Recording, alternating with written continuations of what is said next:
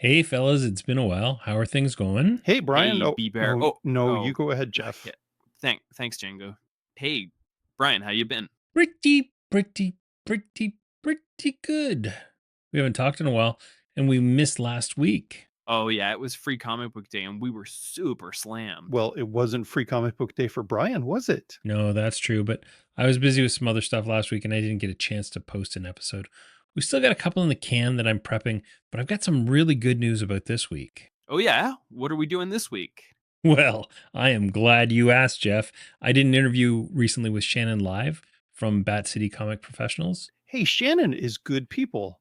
What did Shannon have to say? Well, I will tell you what we talked about. We chatted about her secret origin. We had a great conversation about BAM, the Bat City initiative to get kids into reading. Brian, that sounds awesome. Why are you yammering on with a Django bot and a Jeff bot when we could be listening to that? Good point, Jeff Bot. Let's get right into the latest Data B.R.O.S episode, all about Bat City Comic Professionals, Books Are Magic, and Shannon Live. And here we go. Coming to you from top secret field offices worldwide, these brave men and women fight a battle for truth, justice, and good, clean data. These agents of change make up the Bureau of Records, Objects, and Standards. They are the Data B.R.O.S.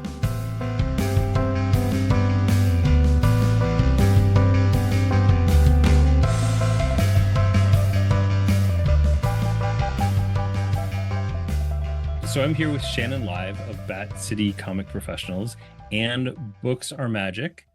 Shannon, could you tell us your secret origin? What got you into the world of comics? Yeah.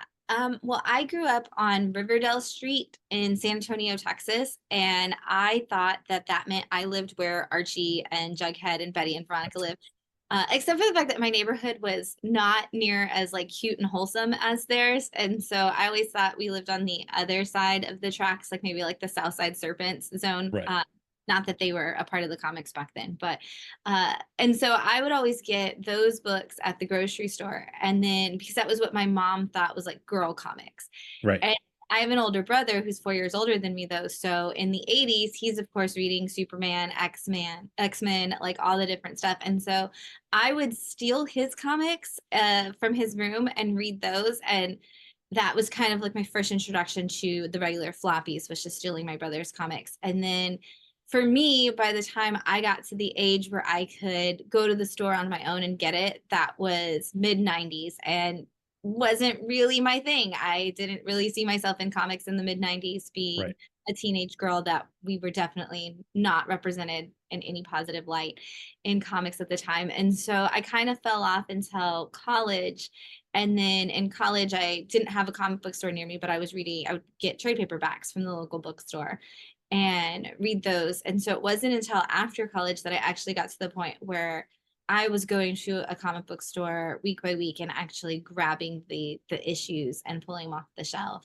And then from there, I became a professional cosplayer for a while. I was one of the figure models for Fallout 4 video game. And so that was kind of the way that I like really got immersed in the comic culture, and then started working at a comic book store, and that led me to eventually starting my own. That's awesome. Which shop were you working at? I was working in a store that's called Hobson Heroes Comics. It was in Austin. It was inside of the Texas Toy Museum. So it was like their gift shop, essentially. Oh, that's awesome. That's very cool. And so then you started up Bat City Comic Professionals. Tell us a little bit about that. Yeah. So actually, I had a friend that was my husband and I, we were still dating at the time, my husband Matt, and we had a friend who had been involved with the store that I previously worked at. And he called us and was like, "Hey, I acquired 72 long boxes and a diamond. What should I do with them?" As you do. As you do. Like he's like, "What do I do?" I don't really necessarily. He was in Temple, Texas, which is not a huge town, but not a super small town. He was like, I don't, and he has a full-time job. So he's like, I don't really necessarily need a comic book store, but what do I do with all this stuff?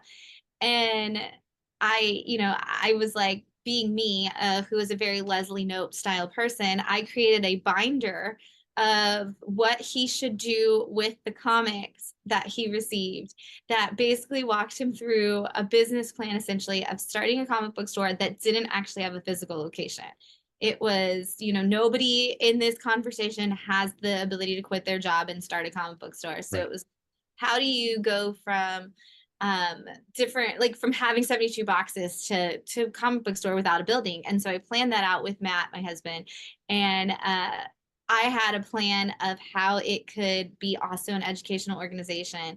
And the eventual goal would be to, in Austin, most places have the ability to be live work. So it was like, okay, and the eventuality will be, we'll get a building that we can both live and work out of, and we'll someday get to, like, long-term plan, get to the idea of having a building. And so we went to his house to have dinner, and I was like, so I made this binder and here's the information on everything I think. So we could start as a delivery service. And he's like, okay, what does that look like? And I was like, well, basically we can meet at, we had a Posse East, which is the home of Redneck. If you've ever read Redneck by Donnie Cates, that's actually the Posse barbecue in there. Okay. Is actually a real restaurant, and all of the people in the comic are actually really the people who work at That's awesome. that with Donnie Cates when he was there, which also included Matt, my husband. And so we were like, we can meet up Posse East once a month. We can sell comics for $1, and we can take the previews catalog and get everybody's comic order. And then Matt and I will just drive them to people's houses whenever they come in each week. And so we actually did that. We would meet there. People would come. We'd say, hey, we've got a free pitcher of beer and some snacks on the table. If you want to get some comics, you want to just learn what comics are out these days, come talk to us and we'll share all of our stuff with you. And we ended up with 8 customers pretty regularly, very early on. And that was totally manageable because the comics would come in, we'd process them, we'd drive them to their houses, we'd, charge them with Square. And that was like, as soon as we got off work, we would do that on Wednesdays. Well, 8 turned into 12, which turned into 16, which eventually turned into 32 people as subscribers. And Matt and I were like, we still have full-time jobs. We're in Austin, Texas, which if you've ever been there, you know that there is no getting through Austin, Texas in an easy fashion, Right. traffic. So we're like, this is now taking us 3 or 4 days after work each. Like, we'd start on Wednesday and some people wouldn't get their comics until Sunday. And we're like, now it's time to do it all over again. And so we were like, we have to do something.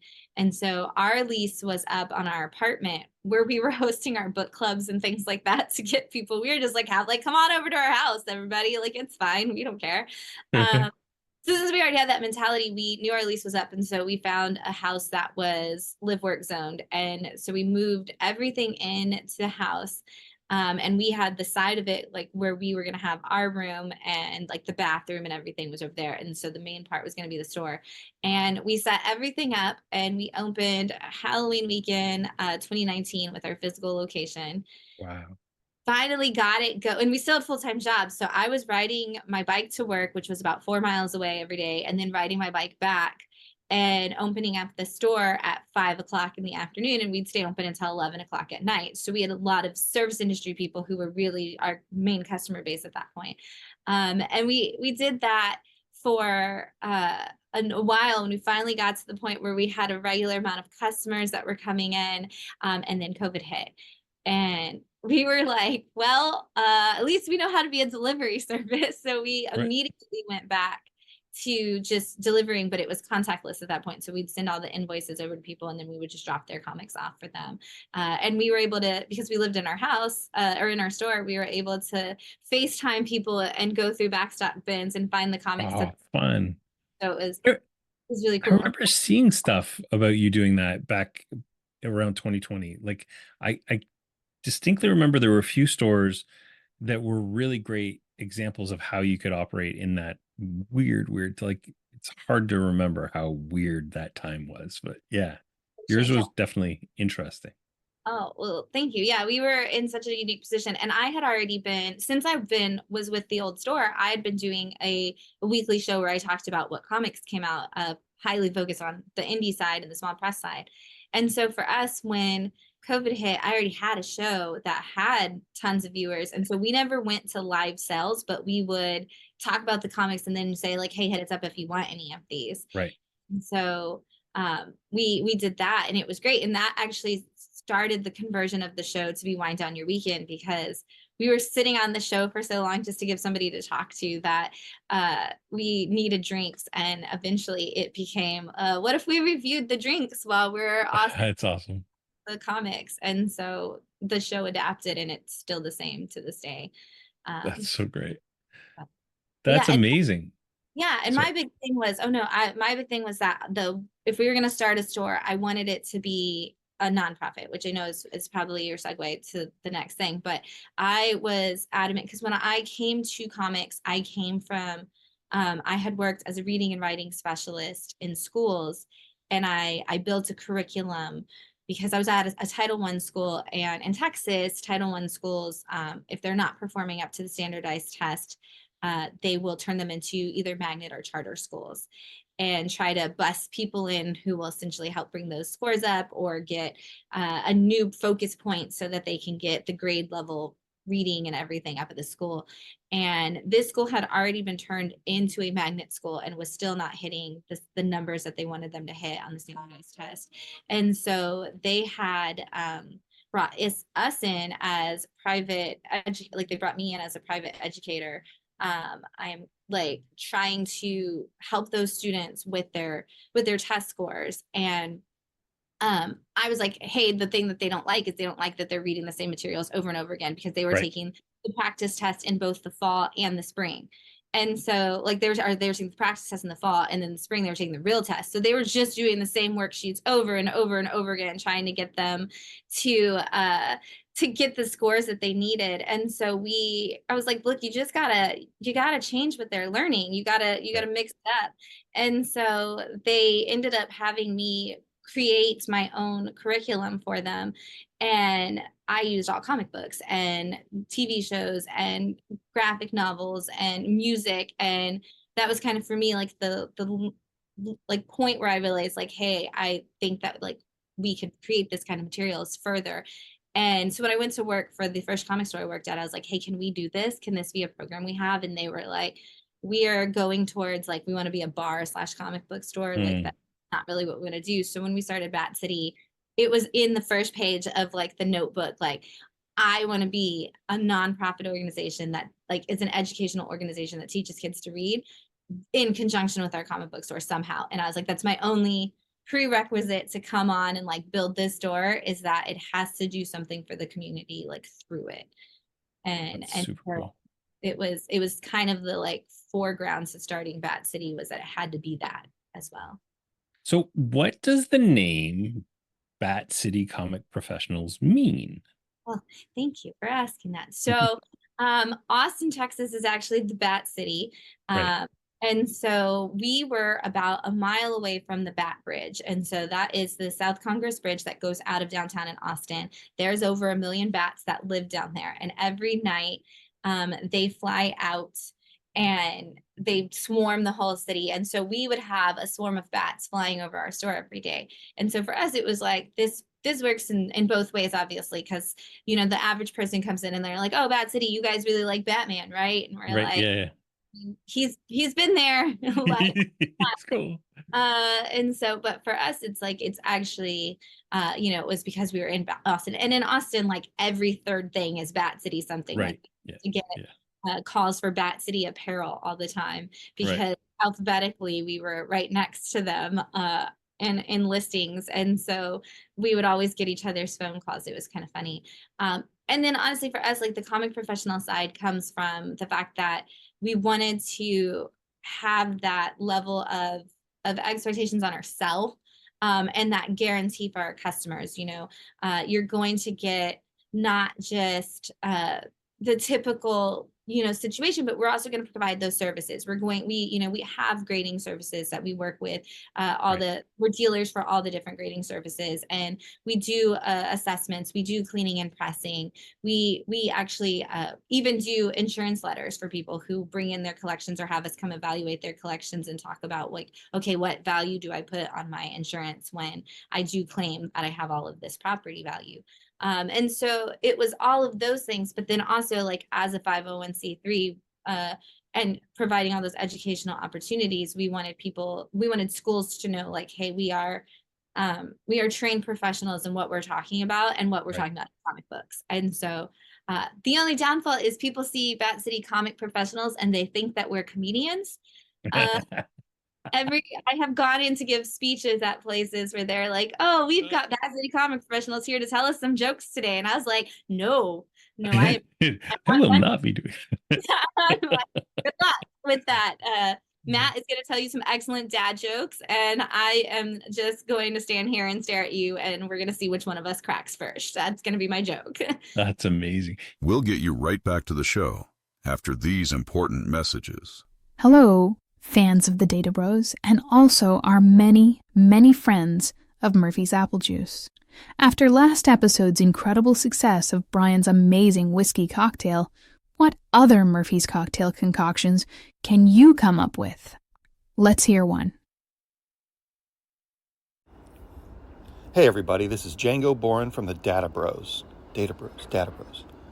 This is Django Boren from the Data B.R.O.S. I'd like to share my favorite Murphy's Apple Juice cocktail. You take a cup of Murphy's Apple Juice, you put some gin in it, and then you drink it. You don't need ice. You don't need a garnish. You just drink it. Django Boren for Data B.R.O.S. and Murphy's Apple Juice. It's the taste, not the shape, but it's also the shape, which is pretty dang. Oh, Thank you, Django. That sounds refreshingly simple. And around these parts, our new slogan for Murphy's is, it's the taste, just the taste, which is pretty darn good. We'll talk to you next week with another exciting Murphy's update. All right, now, back to the show. The whole comic collection valuation thing is something a lot of people don't think of and don't take into account, but that's a huge thing. Like, your insurance policy probably doesn't cover your comics, and you need a special rider for the value of your comics, and having somebody that can actually evaluate it, that's a huge service. So that's really cool. Yeah, it was an interesting thing. Like, we after we started working with CGC and we it's got that serial number, and CPCS, they put those serial numbers on there, and we were like, at that point, you definitely have the ability to claim anything with the serial number, is a one of a kind situation. And comics there's such a huge value in it that people don't register on the outside world. When we were buying our building and we would tell people, like, they'd ask, what assets do you have? And we're like, well, we have over $1 million in a comic book collection. And they're like, okay, but like, what assets do you have? We're like, that's an asset. Like, if I sold these right now, I could buy this building flat out. And they're like, in the outside world, like the banks, we're talking to the big banks of the world, and they're like, I don't think that's true. And like, okay, so you do need somebody who can go in and say, hey, here's the information on, the data, as it were, to back up the situation that this is actually a valuable book. And now, Superman Action Comics selling for $6.5 million. Yeah. Everybody knows that now. I go into places and they're like, hey, do you have that book that just sold for $6.5 million? If I had that book, I would not be here right now. Yeah. I'd be living in Bali. So you mentioned kind of briefly your kind of values and stuff. Do you guys have a formal, like, mission vision statement kind of thing? We do. We actually we have a mission, a vision statement, and then we actually have like our code essentially that we follow. For us, our big thing is that we want to teach reading, writing, and imagination skills through comics.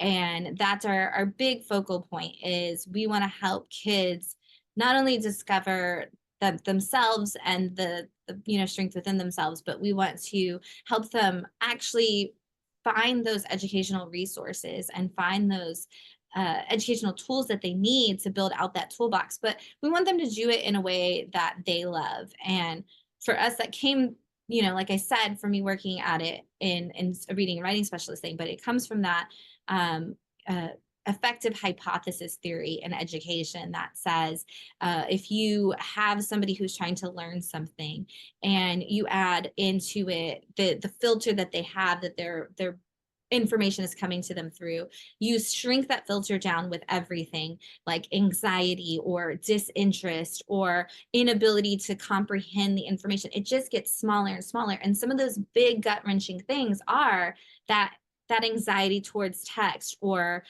just that really like, I'm not interested, so I'm never going to pick up the book kind of situation.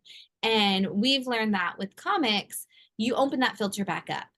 And so instead of having them be afraid of the text or having them disinterested in it, let's give them a text that they want to read. And let's build out the same programming that they should be getting in schools through that content that they like. If you can make a curriculum for a 3rd through 5th grader out of Dog Man, why wouldn't you? Yeah, why for sure. Give them the book that they're going to read anyway, and that they can tell you everything about. I can ask an inference and evidence question to any kid in elementary school through a Dog Man story, and they can tell me the answer. But if I ask them the same question off of something that they're not interested in, they're going to go, I don't know, miss. Yeah, it's true. Work them to that from the thing they want. And that's what we do. We start with teaching them those tools, and then show them how they can apply them towards anything. Okay, we're going to start with Dog Man, but let's put you to, over the course of it, now you're going to try it on this regular article that would be this regular worksheet that you get in school, because now you already have that skill. So let's give them what they want to read and teach them through it. It's there. It's not like they don't want to read. They really just want to read what they want to read, and that's fine. Yeah, I have 2 kids, 15 and 18, and I've kind of always, my son was a voracious comic reader right from the beginning. My daughter was kind of resistant to it, but she's one of those people that if you just kind of leave something with her and just kind of ignore that, you just walk away slowly, right? She would get into it. So she got into Jill Thompson's Magic Fairy Scary Godmother. Oh yeah.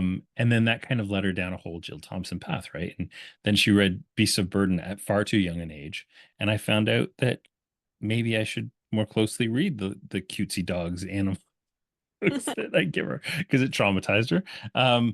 But my son gets into things like Doom Patrol at 15, which when you look at that now and you're like, that's a little early. But then I realized that I was literally 15 when that came out, and I bought it off the stands, right? And it kind of changed my mind in certain ways. And I definitely see the same kind of thing with him. He's like, oh, dataism, and he's talking about kind of absurd stuff. And so it's neat to me that kids that won't necessarily read a book will read stuff that's far above their concept levels, but can tie those concepts together because they've got that kind of language that they've learned over time. And I think comics are, anybody that says comics aren't a teaching aid just doesn't know comics well enough, I think. And they really don't, and they don't understand teaching concepts at that point, because teaching concepts, we evaluate a book by the amount of vocabulary it teaches, the rare words it teaches. Sure. Well, we've proven scientifically that comics teach more rare words per 1,000 than adult novels and chapter books and conversations between college students. If we can prove that it is teaching more rare words, then we've already proven vocabulary-wise the measure of literature greatness, that it's there. But on top of that, the educational philosophy that is so relevant right now in this multimedia world that we live in is the dual coding theory, in the concept that when you take a visual element and you take a verbal element and you put them together, you're going to retain the information, you're going to understand the information, you're going to be able to communicate the information better than if you just had one or the other. And that same study that happened that created dual coding theory also said if you put that information in a sequential format, Huh. that you're going to learn it even better. And so when people say, oh, well, comics aren't educational, I'm like, wait, but you just said if you Yeah. take verbal and visual and put them sequentially into a format and teach with that and let people read through that, that they're going to retain and understand information better and be able to communicate it back better. That's literally the definition of a comic book. For Like, sure. Yeah. what? Sequential stories. Sequential stories Uh, of verbal and visual elements. Like you literally define that. And we got to this point where we don't think of comics the way that we should because of the Comics Code Authority and because of everything that happened with that kind of pushing it of that idea that comics were rotting people's minds and they weren't yep. real literature. But prior to that, comics were in the standard teaching curriculum. They Right. were on the first two American curriculums. We didn't have textbooks. And so the first two American ELA, English Language Arts curriculums that existed, both had comics in them because we didn't have textbooks. So it was like, whatever the kids want to read, we're going to teach out of that. And so that was justifiable then. And then you get one guy who comes in and says, oh, comics don't teach anything and they make people's brains rot and we got to get rid of them. And then suddenly that perpetuates for generations. And we think, oh, well, comics are, they're not going to teach anybody anything. And it's like, hi, well, we have all the research here since before that time and every day since that time that has proven that that is not the case. So we need to break that wall down. And that's part of the big thing of what we have to do is that what we do at Bad City is we don't just teach with it, but we also teach the parents and the educators about Right. that value because we're trying to tear that stigma down. Just last year I did a TED talk on this exact subject because I wanted it to be canonized in that educational sphere that this is exactly what we should be teaching with. And so and I had to prove that was a big thing. TED said, my TED reps, they were like, how are you going to prove that comics are actually educational? Like when somebody combats that in this conversation over the course of your interview process, what is your answer? And it's like, well, come to my TED talk and you'll find out. Literally. Yeah, it has always driven me insane that Frederick Wortham, that's his name, right? Who was discredited and proven to be a quack, is given all of this like credence for something that was patently untrue, and that he just happened to yell at the loudest. Yeah. Like, yeah. Oh, yeah, we won't even No. go there. Not the louder. not the first or last time that the loudest, most ignorant voice in the room got all the attention, is it? Tell me a little bit about Books Are Magic, or BAM. Yeah, so Books Are Magic is an initiative that we launched earlier this year that kind of came out of our childhoods. I was definitely the person who read more books than humanly possible to get free pizza from the Book It program when I was a child. Once they said you get free pizza, and it's your own, I had that Kevin McAllister moment, like my own personal cheese pizza. Right. Just me. I was like, especially being a middle child, I was like, I'm going to get my own pizza that nobody can take from by reading books, which is my skill set. So I was like, this is my dream come true. And so I was really, really obsessively into the Book It program. It's probably everything that spurred competition in me as a child was just trying to outdo like my goal from the month before so that I could get more pizza. And so we kind of, since we started Bat City, we've been kind of thinking like, what can we do that gives us that same feeling and then gives it to the kids these days? Because they need something that's their free moment that gets them excited about it. And so we kind of sat around and we talked about it. And one of the things that we do is we build these curriculums for teachers. And so I kind of thought, like, what if we take that Book It program and we blend it in with some of these curriculums we're developing? And we give people fun activities that they can do in the same way that we do in store for our Story Spelunkers program and things like that. And so we came up with the first 5 months of initiatives. And so it was like, okay, what can we make the theme of each month? And then within those themes, let's find some books for the variety of, young reader all the way to teen reader. And we're going to put these books in there so that people have options. So if they're like, I don't know what to read that goes with that theme, here's some suggestions for you. And then the big thing was we made an activity that you could just print off our website and you can do the activity to kind of resonate that theme a little bit more, but it also has the full curriculum that goes with it. So if a teacher wants to use it in their classroom, or if a parent wants to further that conversation, there is not only instructions, but the talk back that goes with a curriculum. And then we took it one more step further and we added a dialogic question guide for each theme. And dialogic questions are just exactly that. Like, how do you start a dialogue about what a kid read?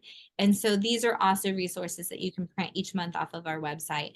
And the dialogic questions for each theme, the first one is finding that theme in the reading section, and then it's finding that theme in your existence in life. How do we take what we learned about compassion in the month of February and apply that to people that we meet along the way? Right now the theme is the environment, and so how do we enact what we learn about taking care of the environment from a book like Global, which is an incredible graphic novel. Super shout out plug for that book if you have not read it. It is one of the best ways to talk about our earth and the connectivity of it all and the things that are happening. But if you read that book, how do you talk about that? How do you have the conversation of what you learned in the book versus what we're going to put forth in real life? And then there's just 2 sections on the bottom that are just about talking to your kid about reading in general, getting them to think about what they read in every concept. And then there's always the challenge question of, take it a step further. Ask your kid to write their own story in that world, or write a story about what they learned, or draw a comic if they're, more comfortable with the visual elements. And so each month there's that whole packet, but there's also always the reading log. So if you want to read, track your books that you read and then bring it back to Bat City, and you get a free prize. For us, we give them a free book. Read that and you're going to come get a free book to keep you on your journey and then start your goal over again. And they're all printables, so a teacher can print them and a class can use it. A parent can print it and use it at home. We can print it out at the store. I had a kid whose dad was volunteering for an event we had, and the kid was like, I'm going to be here for 8 hours. I'm super bored. What do I do? And I'm like, well, read. And he is like, can I just read anything I want? And I was like, yes, but put it on your book log so you can know how many you read by the end of the day. And so he sat at the counter all day reading books and scoring them on his book log, like tracking it down. And then there's a little category where they can write, why they liked it. And one of the things that's on the book log too is that they have to determine what genre it is. So we get to teach kids how to determine if something is a comedy or horror or an action book. And also we get to remind everybody that comics have all of those genres because they're a medium, not a genre themselves. And so it's a great way to kind of reiterate that conversation. But just seeing these kids like go through and want to do it and set their goals and finish and complete it is just a super cool thing. And it gets them excited about it because there's something to do, and it makes it easier for parents and teachers because there's something immediately there for them to give, and you don't have to do the work. It's already there. It's perfect to get you started. Yeah, the list of questions, because I downloaded the environment one, and the list of questions are just so great. And like I love the questions about reading. Were there any words you didn't understand while reading? I mean, growing up as a Stan Lee kid, every comic it'd be like, what does verisimilitude mean? I'm gonna go look that up. So yeah, absolutely, this is so cool. How can other stores get involved in Books Are Magic? Yeah, so very easily. Honestly, if people just shoot out a message to me, through social media or through email, our emails, contact@badcity.org, super easy. But if people get in touch with me, I honestly am like, if you want to do it, there you go. It's so simple because I actually personally go in and rebrand the materials to have your store's logo on it. And your store's address as where to take it back to and how to communicate with it. And I do that for every single resource that exists for the program. So That's so cool.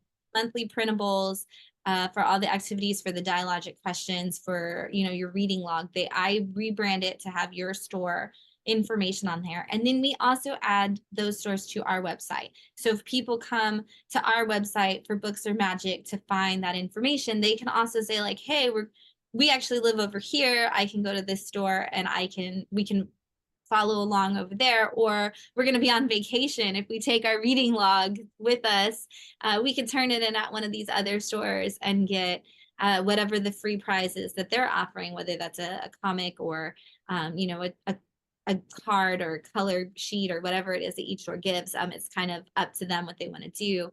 But it's super cool. And right now there are 5 stores, which is 7 locations across the country, not counting Bat City, that are participating in Books or Magic. Yeah, it's super cool. Yeah, so if you go to batcity.org/bam-books-r-magic, you'll find the Books or Magic page, and you'll see all the shops that are associated with this. And yeah, it's such a cool program, and the assets are like really nicely done too. Like they're not hacky; they look really nice. I really like that. So yeah, there's so much here. It's so great. It's so awesome that you guys are doing this. It's super cool.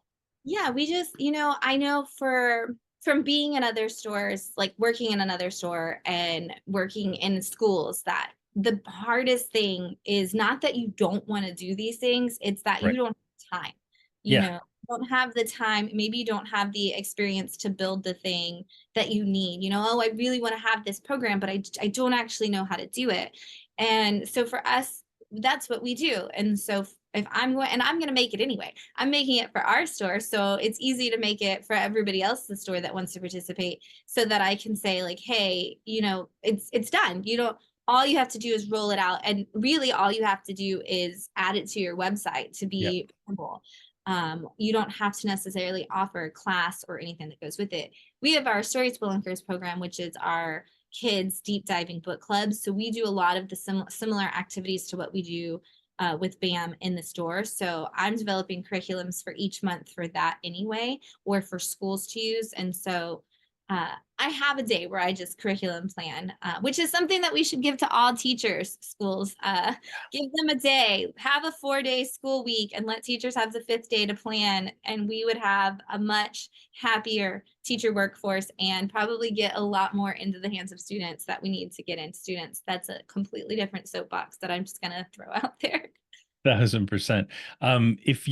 So last week we did our episode on inflation, and one of the things we talked about was, you need to have different ways to make income. And one of those ways is definitely working with schools and getting books into schools. And this has an excellent reading list for every month, January through May. You've got a list of books that would be appropriate for these individual curriculums.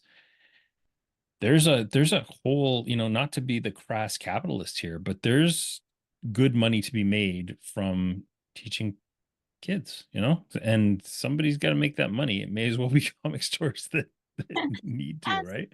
Again, because kids want to go. And, I hear a lot of comic stores that are like, how do you get the younger generation into comics? Like I hear a lot of parents say that too, parents who are collectors who are like, oh yeah, well, I don't know how are kids even into this these days. And it's like, yes, they are. And maybe their comics aren't the same comics. They're not as into the Rock'em Sock'em beat 'em up like superhero stories that we had when we were kids in the 80s and 90s, but they are into comics. They are. And if you build something again out of the comics that they love, they do cross into further and further. They get more into everything.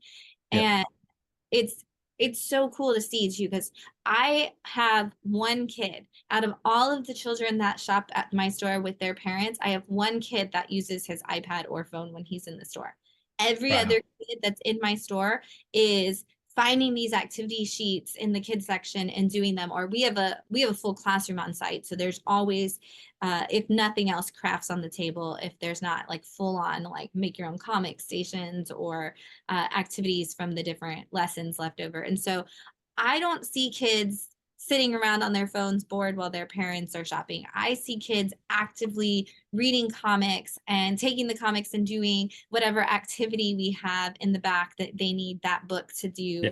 And it's fantastic. And then they're the ones that come back and say, I want to come back again. I have a little girl who her dad's always been a huge comic collector, and he's like, she hates comics. She hates coming to the comic store with me. And my one day off is like daddy daughter day. And so it's always a struggle to get her to want to come to the store. And she started doing some of the crafts in the store. And then she started wanting to come for the craft days. And then she realized that even the learning days are craft days. And so she wanted to come on the learning days. So she started reading the books on the learning days. And then now she comes and she's like, Dad, I need at least 30 minutes to read books. And so go away, go shop. And I have to read books. She just gets books off the shelf and reads them, and then puts them on the stack on the counter, and then picks up another book and puts that one on the counter, and is like, okay, Dad, these are all the ones I want today. That's amazing.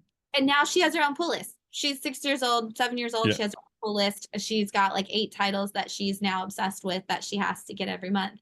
And it's like, she just wanted to play like with crafts. She just wanted to play along with the other kids, and then it became a whole thing where now she's invested in comic books, and it built up from just having an activity for the kids to do. Yeah, and that's another thing is like parents need to understand that kids rebel, and so you can introduce, but you can't necessarily force, right? So like I've never forced comics on my kids, but as you can see around me, there are a few comics around me. And so if I were to take a picture of my son's room right now, it is like stacks of graphic novels all around. Like he just loves the medium, and he grew up with Dogman. He didn't like, I didn't start him out with Uncanny X-Men because he would have hated it. And to this day, he won't read Claremont Uncanny X-Men because he's like, there's so many words. Yeah, they're not very good. If you try and read that stuff now, you're like, "Ooh, this is tough." But and I love the wordy comics, and I so know. for me, I'm like the opposite. I'm like, give me the wordy comics. Like, I want to sit there and just I want to watch 2 people sit at a table and just have a conversation in a story. I'm obsessed with that too. Like there's a time for everything, you know? Yeah, there is absolutely. And it's so if you start them out on the kind of stuff that they're interested in, and just, hey, you liked at one point, I can't even remember what my son was reading that he was really, really into it. I was like, you might like Ambush Bug. And so I introduced him to Ambush Bug. And he loved it. He was like, oh my God, this is amazing. I need more stuff like this. So then it was like the Legion of Substitute Heroes special and little things like that. You've got to cater to their needs, not your interests necessarily, which is tough. It's tough. And that's a real life 101, but also like marketing 101, if we're talking about it from that standpoint. Is you meet your customer where you are, you meet people where they are in real life, and it's like that should be the same case in literature. Like let them find their path through it, and that's why it's so important to have books available in places as schools and libraries and things, because somebody needs to be able to find the path that's the one for them, and give them that thing that they want, and then having that conversation with them afterwards, like you just did. You found out, oh, this is what you like about it. Well, here's some more things you can read. And it opens up the doorway to the world of literature to them, and it opens up the conversation for you, and you're building that developmental memory. Like your son's gonna remember forever all of those times when you all talked about comics For sure.